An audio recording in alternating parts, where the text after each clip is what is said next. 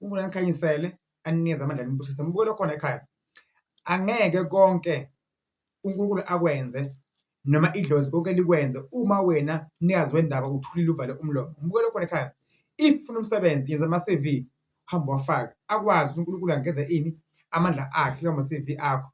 Udlozi lakho lunikeze ini, amandla kuphi, ama-CV akho. Mbukelo khona ekhaya, noma ufuna ukugana, ufuna ukwakha umuzi, usufuna ukulotsholwa, nguwe ekumele uqale ini lo hambo ukuze abantu abadala bakhona ukuthi okay, nayi indlela ithathwa ngubani, ngumntwana wethu or ngumzukulu wethu. Mbukelo khona ekhaya, uma uhleli phansi nempilo ihlala phansi, wasukuma impilo iyasukuma. Mbukelo khona ekhaya, uthi Mthandazamini Mfana Petrutif, uma uhleli uyazibambezela, khathi siyahamba. Mbukelo khona ekhaya, futhi ungabathi ngihambe ngakho iy'nyanga, ngakho abafundisi, ngakho abathandaza Mphumelele. Mbukelo khona ekhaya, akubalwa as long usaphila emhlabeni, uNkulunkulu unikeze ini, i-chance yokuthi usengachubeka uzame futhi ukuze impilo yakho iye kuphi, ihambile. Mbukelo khona ekhaya, ngithi kubo bonke abantu abakhile nasebathole umsebenzi nasebaphumelele empilweni, ngithi uNkulunkulu abe nabo. Mbukelo khona ekhaya, nawe usengaphumelela, unga-give up.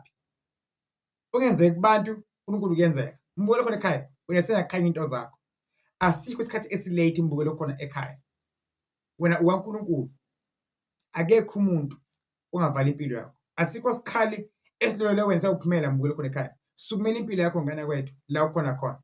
Zikhona iwasho, khona umuthi, khona amakhandlela, khona impepho, kuyaziwa, kuyakhulekwa ngethandazo, kuyayiwa empophomeni, kuyayiwa ezibeni, la ekhaya ngiyakufaka emanzini, ngikupheke, ngikufuthe. Mbukelo khona ekhaya, ngisengawavula amathenda kuwe, ngivula ibhizinisi kuwe. Mbukelo khona ekhaya, ngivula umsebenzi kuwe, ngivula idlozi kuwe, ngivule isithunywa kuwe. Mbukelo khona ekhaya, mina angithwasisi njengesangoma, but ngivula ini, isithunywa kuphela. Uma ufuna ukuthwasa, iya ezangomeni. Mbukelo khona ekhaya, izinto zakho zisengakhanyi, ukline umzimba wakho wonke, khanda izimbiza, klineke izinso, ube negazi, uthandwe ngabantu. Ukugula okukhona, uNkulunkulu wathumela ini, abaprofethi emhlabeni ukuba babe khona bazophilisa abantu bakhona kuphi emhlabeni.